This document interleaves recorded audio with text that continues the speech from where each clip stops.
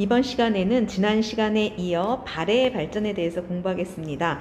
우리가 지난 시간에 삼국이 통일되는 과정과 그리고 통일신라의 중대, 하대 이렇게 두 시기를 나누어서 공부를 했는데요. 그러면 대동강 이남으로 통일됐던 통일신라 위에 북쪽 그 지역은 어떤 상태였을까요? 네, 당이 영향력을 미치고 있는 그런 상태였습니다.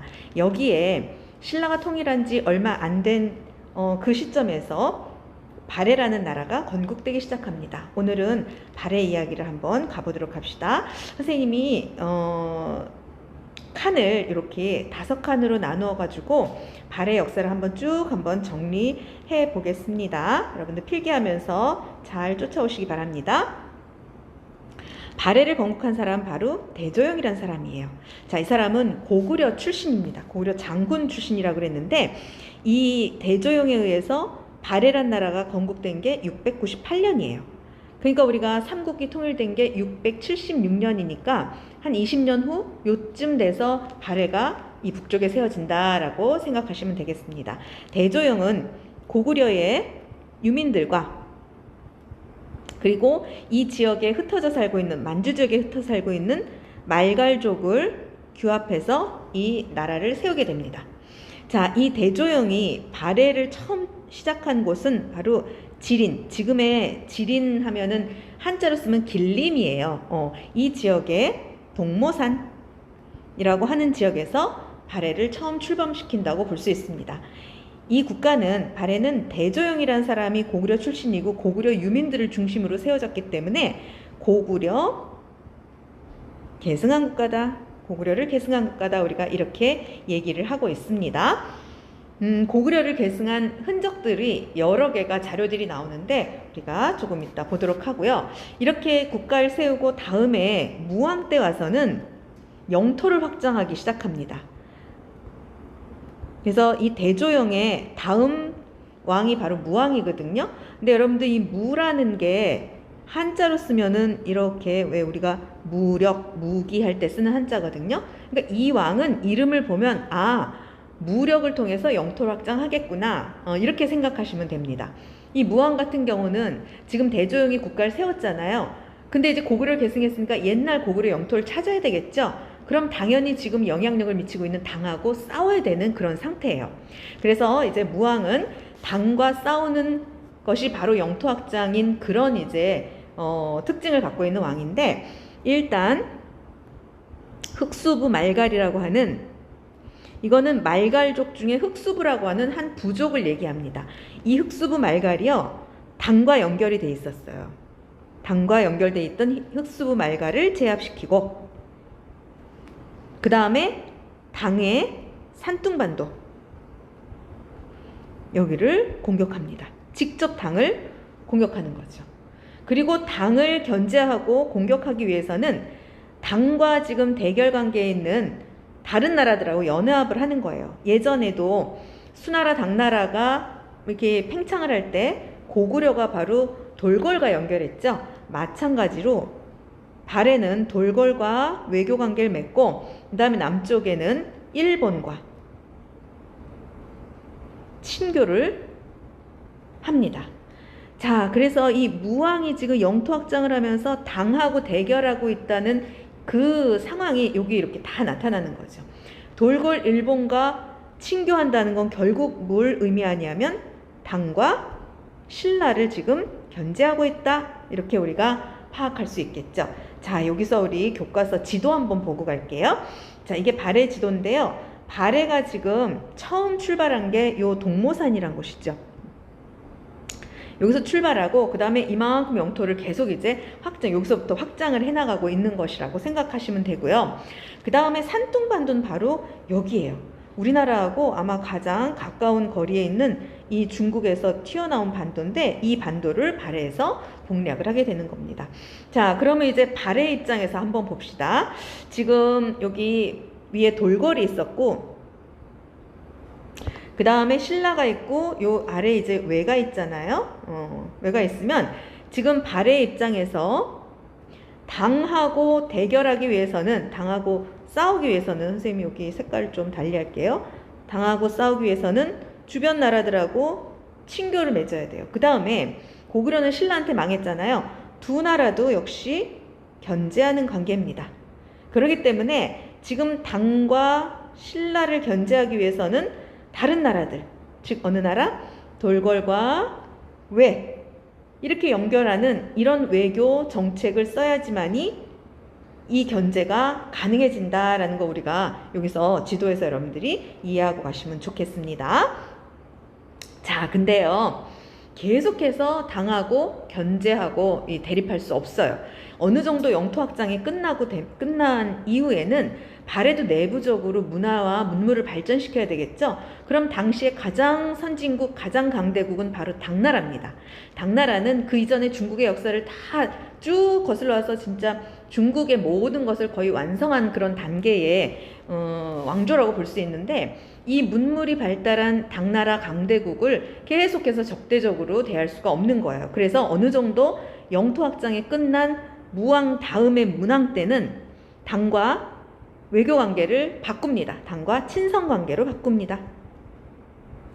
자, 그래서 당의 발전한 문물을 수용합니다. 자, 여러 가지를 많이 수용하는데 그중 제일 대표적인 게 바로 삼성육부라고 하는 중앙 조직이에요. 그래서 이 삼성육부는 중국의 역사가 정말 쭉 1000년, 2000년이 넘게 흘러오는 동안에 만들어진 아주 결정체라고 볼 수 있어요. 이 삼성육부가. 그래서 국가의 모든 일들을 다 종합해 봤을 때 3개의 성과 거기 딸린 6개의 부서로 분야를 나눠서 국가를 운영한다. 요게 딱 완성된 게 당나라 때인데, 이 당나라 때 완성된 삼성육부 체제는 주변국들이 모두 다 이걸 모델로 삼습니다. 그래서 발해도 역시 당나라의 삼성육부를 수용해서 이 발해의 중앙정치조직을 만들기 시작해요. 그 다음에 당과 이렇게 친선하면서 또 신라하고도 친선, 교류하기 시작합니다. 자, 그래서 문왕 때는 완전히 앞에 있었던 무왕 때하고는 다르게 내부적인 발전을 이루게 되는 게 바로 외교관계를 바꾸면서부터다라고 얘기할 수 있어요. 그래서 문왕 때부터 점점 문화가 발달한 이 발해는 선왕 때 9세기 초에 오면은 전성기를 이루게 됩니다. 자, 고대 국가의 전성기는 영토가 가장 넓었을 때예요. 그래서 아직도 여기 발해 땅에 살고 있었던 나머지 말갈족들 전부 다 복속시키고, 그 다음에 옛날 고구려 땅 영토를 회복합니다.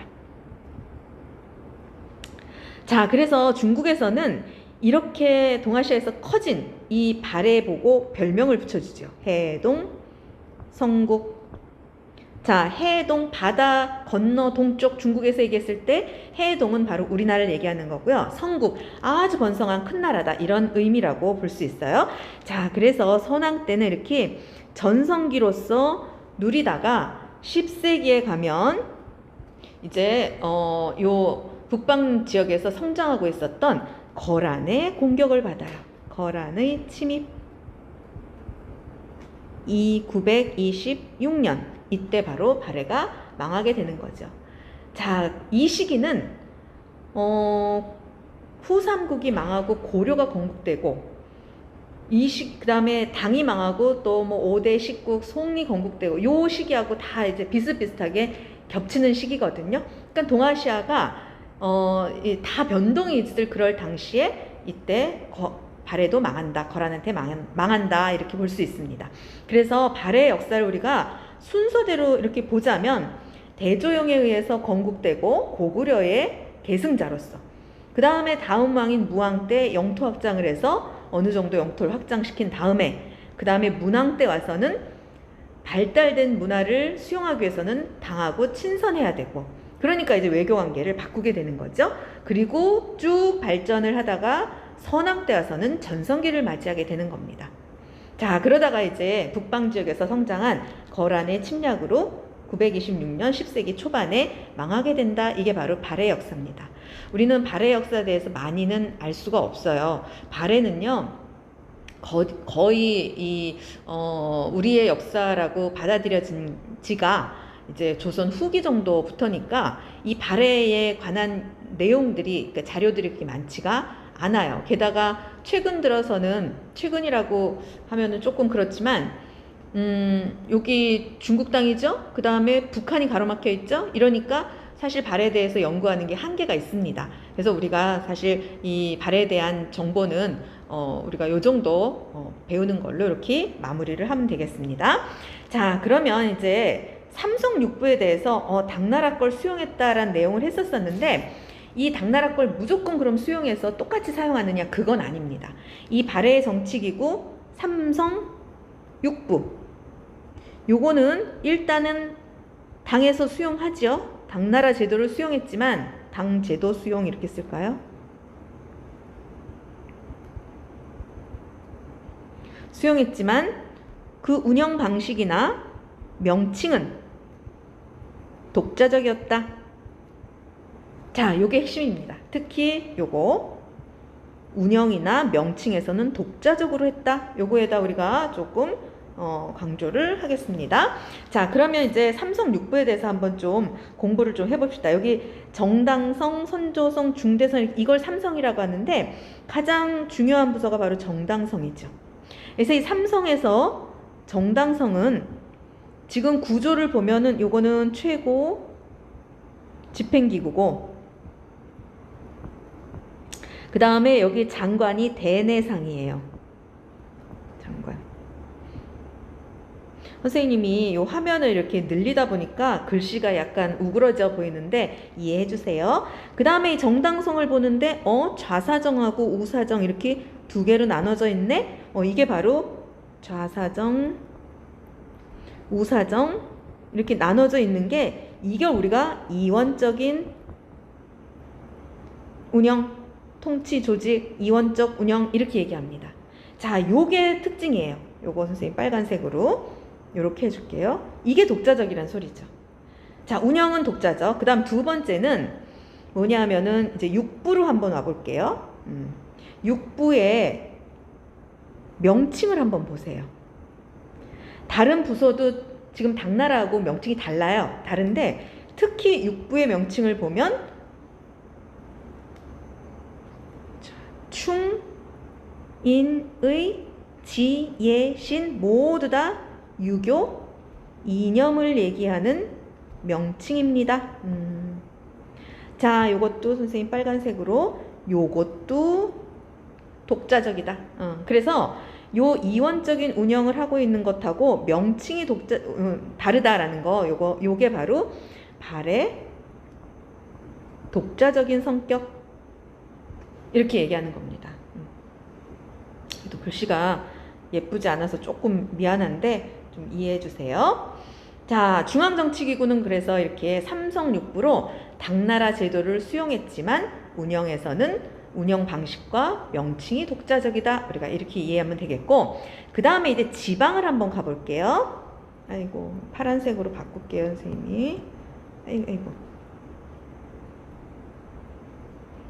자, 요거는 중앙, 그 다음에 요거는 지방. 지방은 고경 15부 62주로 나눕니다. 특히 여기 5경을 보면요. 발해가 영토가 되게 넓잖아요. 우리가 아까 지도에서 봤던 이 영토 한번 보세요. 엄청나죠? 옛날에 고구려 땅을 다 차지했을 때 아마 지금 이 지도는 어느 왕 때? 선왕 때 정도의 지도일 거예요. 그러면 여기 보면 빨간 점으로 이렇게 표시되어 있는데 여기 5개의 서울을 둔다라는 소리거든요. 그냥 워낙 이제 넓으니까 전략적인 요충지에 그러니까 행정적으로나 군사적으로 중요한 지역 이런 요충지에 아이고 틀렸습니다. 요충 이런 지역에 5개의 중심지를 둔다. 이게 바로 5경이고요. 전국을 15부로 나누고 62주로 또 나눴다. 이렇게 우리가 이해하시면 되겠습니다. 자, 이게 바로 이제 발해의 거의 우리가 공부할 수 있는 전부의 내용이라고 볼 수 있어요. 자, 그러면 이제 우리가 발해를 이렇게 이제 마무리를 하고요. 그 다음에는 이제 우리 고구려 백제 신라, 통일 신라 발해를 다 배웠거든요. 정치적인 흐름은 다 배웠는데 그럼 그들이 갖고 있었던 이런 사상이나 종교 이런 것들은 또 뭐가 있을까? 이것도 한번 정리를 한번 해보겠습니다. 자, 일단 고구려부터 나오는데 이 고구려는 구석기죠. 죄송합니다. 구석기부터 나오는데 구석기의 대표적인 유적지들이 몇 개가 있어요. 특히 공주의 석장리나 동네 이름입니다. 그 다음에 단양에 충북 단양, 수양계 여기 유적들을 보면은 여기 뭐냐면 동물이나 사람 이런 것들을 그려놓은 그림이나 조각 이런 것들이 있어요. 그러면 왜 동물이나 사람을 그렸을까? 이건 결국에는 우리가 구석기 시대 때는 뭐 해서 먹고 살죠? 사냥, 채집해서 먹고 살죠. 채집 경제인데 그러면 내가 먹고 살려면 동물이 많아야 되잖아요. 그래서 사냥감, 그 다음에 이걸 잡고 먹고 사는 사람들의 안전 이런 것들을 추구하는 이런 주술적인 의미를 갖고 있다라고 생각하시면 됩니다. 그래서 이런 것들을 표현하는 건 결국에 어떤 마음을 갖고 사느냐라는 건데 그게 또 동물이나 사람 모두 사람이 잘 먹고 안전하고 그 다음에 내가 먹고 살기 위해서 많은 동물들이 사냥감들이 필요하다 이런 것들을 표현하고 또 비는 그런 주술적인 의미를 갖고 있다고 여러분들 이해하시면 되겠습니다. 뭐 어려운 내용 아니고 다 아는 내용이죠. 자, 신석기에 농경이 시작되잖아요. 그러면 이제 구석기보다 훨씬 더 분화된 특히 농경은 자연 환경을 무시할 수 없는 자연 환경에 따라서 우리가 지을 수 있는 게 바로 농사거든요. 그래서 더 많이 자연에 의존을 하게 됩니다. 그게 이제 신앙으로도 나타나게 되는데 신석기에 대표적으로 흔적이 보이는 신앙은 바로 애니미즘이에요. 자, 애니미즘이란 건 뭐냐면 모든 자연물에 자연 현상이나 자연물에 정령이 있다. 정령이란 건 영혼입니다. 그래서 영혼이 있어서 그 영혼을 달래야지 농사를 잘 짓게 해줄 수 있는 그런 자연을 제공해준다. 이제 이런 믿음이고요. 그 다음에 또 뭐가 있냐면 토테미즘이 있어요. 이거는 지금 농경을 시작하면 정착생활하죠. 이게 혈연 집단을 중심으로 시족이 또 주변에 몇 개가 모여서 하나의 부족을 이루는데 그 시족이나 부족을 보호해주는 수호신을 어떤 특정한 동식물 이런 것들을 만들어 놓고 숭배합니다. 그래서 우리 흔히 이제 예전에 단군 신화에 보면 동물이 두 개 등장하잖아요. 곰하고 호랑이. 이 곰과 호랑이는 곰을 숭배하는 부족을 얘기하는 거예요. 그리고 호랑이를 숭배하는 부족. 이렇게 의미를 찾으면 되겠습니다. 자, 그 다음에 또 그 부족과 또 씨족이나 부족, 그 집단에서 그 종교적인 것을 담당하고 있는 사람들이 바로 무당이죠. 무당을 샤먼이라고 하고 무당을 믿는 거, 무당의 주술을 믿는 거 이걸 샤머니즘이라고 하죠. 무당과 무당의 주술을 믿는 거. 자, 이런 기본적인 신앙들이 나오기 시작해요. 이 흔적들이 나오기 시작합니다. 이거는 바로 농경하고 관련된 그런 신앙들이라고 볼 수 있습니다. 자, 그 다음에 이제 신석기 후반 정도 되면 바위 그림도 많이 남겨지는데 잠깐만요. 지금 막 너무 많이 우글거립니다. 선생님 글씨 원래 이렇게 못 쓰지 않는데요. 이해해 주세요. 이거 조금만 줄여서 볼까요? 바위 그림. 바위 그림은 우리나라에 남겨져 있는 바위 그림이 하나는 울주는 저기 경상도 울산 그 근처에요. 반구대. 여기는 진짜 많은 게 그려져 있어요. 동물도 그려져 있고 사람도 그려져 있고 그 다음에 사람들이 생활하는 모습도 그려져 있고 전체적인 하여튼 신석기 시대 사람들의 모습이 여기 다 그려져 있다라고 얘기하면 되고 지금은 여기가 수몰돼서 지금 물 밑에 가라앉아 있습니다. 그 다음에 또 역시 고령 여기도 경상도인데 장기리 이 지역에 있는 바위 그림에는 또 동심원이 있어요. 그 다음에 기하학적 무늬 이런 것들이 그려져 있는 이런 이제 바위 그림이 남겨져 있는데 여러분 특히 여기 동심원 같은 거는 보통 이제 바위 그림들이 전 세계적으로 많이 있는데요. 그 중에 원이나 동심원 이런 것들은 태양을 의미한대요. 그래서 이런 것도 전부 다 보면 농경하고 관련이 있다는 걸 여러분들이 연결지어서 생각하시면 됩니다. 자, 그 다음에 또 하나가 이제 이 천신신앙인데, 이 천신신앙이라고 해놓고 밑에 건국신화라는 표현이 있네요. 국가가 형성되는 건 언제죠? 네, 맞아요. 청동기예요. 그래서 청동기에 국가가 형성되면서 만들어진 신화 이야기들, 이런 것들 우리가 한번 또 살펴보기로 합니다. 자, 제일 대표적인 건 우리나라 최초의 국가 바로 고조선이죠. 고조선 하면 어떤 신화가 있을까요? 고조선을 세운 단군의 이야기가 있습니다. 단군 신화를 한번 우리가 공부를 해봅시다. 자, 단군 신화는 선생님 지도로 한번 가볼게요. 여러분 교과서 여기가 몇 쪽입니까?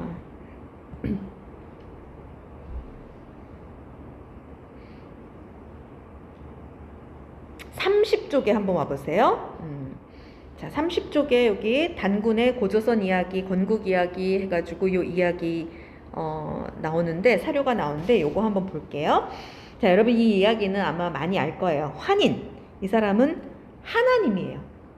그래서 농경 이후부터는 특히 하나님, 하늘이라는 신이 최고의 신이 됩니다. 우리가 이걸 뭐라 그러냐면 천신신앙이라고 부르죠. 천신신앙 혹은 천신사상. 그 다음에 그 아들 환웅이 인간 세계에 내려서 다스리잖아요. 그러면 인간을 다스리는 이 지배자는 하늘의 후손이 되겠죠. 이건 또 뭐라고 하냐면 천손사상이라고 하죠. 천손사상, 천손신앙, 뭐 그렇게 표현해도 됩니다. 자, 인간을 다스리려고 내려왔습니다. 보니까 인간을 널리 이롭게 할 만했다. 요거는 바로 고조선이란 국가가 홍익인간이라는 이념을 갖고 출발을 했다라는 것을 의미한다고 합니다.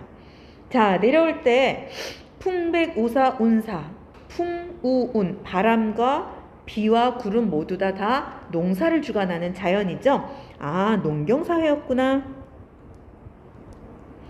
그 다음에 그 외에 곡식, 수명 쭉 해서 360까지 일을 주관해서 인간을 다스리고 가르친다. 자, 이거는 통치, 지배한다라는 거죠. 지배한다라는 거는 지배와 피지배자, 즉 계급이 형성되었다, 계급사회다, 이런 것들을 의미하겠어요.